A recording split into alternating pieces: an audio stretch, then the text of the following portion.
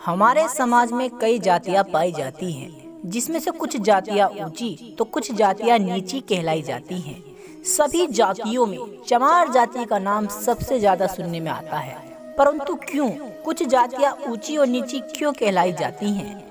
दोस्तों, आज की इस वीडियो में मैं बात करने वाला हूँ चमार जाति की। जय भीम, नमो बुद्धाय साथियों। दोस्तों, आज मैं आप लोगों को चमार जाति के बारे में कुछ ऐसी बातें बताने वाला हूँ जिसे सुनकर आप लोग भी हैरान हो जाओगे। दोस्तों, जिसे आज लोग चमार जाति के नाम से जानते हैं, कभी प्राचीन काल में वे भी एक क्षत्रिय थे। दोस्तों, बिना देरी करे वीडियो को शुरू करते हैं। नंबर 1, जिन्हें आज चमार जाति के नाम से जानते हैं, कभी प्राचीन काल में उन्हें चमर वंश के क्षत्रिय कहा जाता था।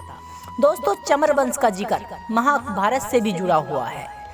दोस्तों, महाभारत पढ़ने पर हमें ये पता चलता है कि चमार जाति कोई नीच और अछूत नहीं है, वो भी एक क्षत्रिय है। नंबर 2, दरअसल जब भारत पर मुगल आक्रांता यानी मुगलों का शासनकाल चल रहा था और जब मुगल आक्रांता हिंदुओं पर अत्याचार कर रहे थे, तब चमार कहे जाने वाले इन्हीं लोगों ने मुगलों के खिलाफ सबसे ज्यादा आवाज उठाई थी। नंबर 2, दोस्तों, चमार जाति के लोग नीच और अछूत कभी भी नहीं थे। इनको नीच और अछूत घोषित करने वाला सबसे पहला सिकंदर लोदी यानी एक मुगल आक्रांता था। नंबर 3, डॉक्टर विजय सोनकर के अनुसार डॉक्टर विजय सोनाकर ने भी एक पुस्तक लिखी है जिसमें उन्होंने जिक्र किया है कि भारत में मुगलों के आने से पहले सिख, ईसाई व दलित, मुस्लिम ये कोई भी नहीं थे। दोस्तों, नंबर 4, जिसे आज लोग चमार जाति कहकर और नीच और अछूत की संज्ञा देते हैं, दरअसल रामायण में भी इसका जिक्र आया है। नंबर 5, वैसे तो हमारे भारत में कई जातियां पाई जाती हैं और बहुत से धर्मों का भी अध्ययन किया गया है, लेकिन दोस्तों सभी जातियों को छोड़कर केवल चमार जाति को ही नीच और अछूत घोषित किया गया। नंबर 6, बाबा साहब भीमराव अंबेडकर ने चमार जाति के लिए आए दिन यानी नीच और अछूत से बचाने के लिए न जाने कितने आंदोलन चलाए। दोस्तों, कभी प्राचीन काल में बाबा साहब भीमराव अंबेडकर यानी हम बात करें सन 1930 और 1932 की। दोस्तों, बाबा साहब भीमराव अंबेडकर पहली बार लंदन से अपनी पढ़ाई पूरी कर आए थे।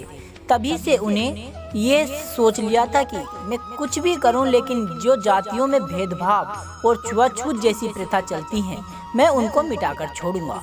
नंबर 7, दोस्तों, जहां हिंदुओं को जन्म से ही मंदिर में जाने का प्रवेश था, वहीं दलित हिंदुओं को दलित उनको किया जाता है जिन्हें दबाया गया हो, जिनके साथ छुआछूत का भेदभाव किया गया हो या जिन पर अवशोषित किया गया हो। अवशोषित का अर्थ होता है जिनके साथ ज्यादा से ज्यादा और घोर अत्याचार किए गए हों।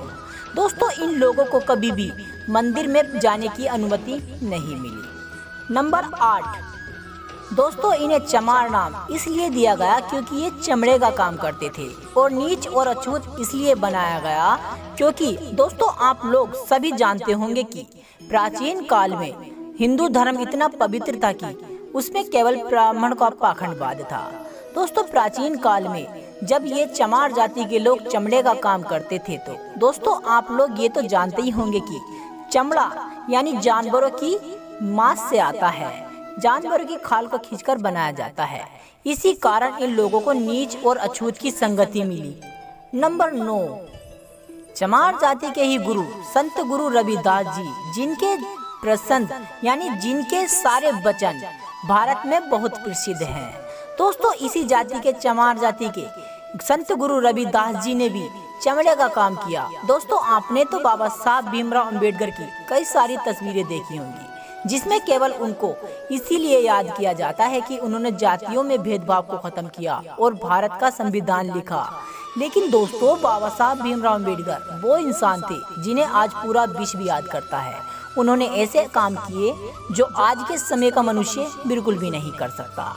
नंबर 10, दोस्तों, सभी जातियों में केवल चमार जाति एक ऐसी है जिसके कई सारे नाम बदले गए। पहले इसे हरिजन नाम दिया गया जो महात्मा गांधी ने दिया था, फिर इन्हें जाटव जाति में विभाजित किया गया।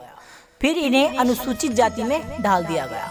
दोस्तों ये केवल इनको अनुसूचित जाति के लोगों को यानी जिन्हें दलित के नाम से भी जानते हैं, ये केवल इनके ऊपर जो हो रहे अत्याचार और जात पात जैसी प्रथा और छुआछूत जैसी प्रथाओं पर रोक लगाने के लिए बाबा साहब भीमराव अम्बेडकर ने इन्हें कई नाम दिए। तो दोस्तों आप लोगों को ये जानकारी कैसी लगी मुझे कमेंट कर जरूर बताएं।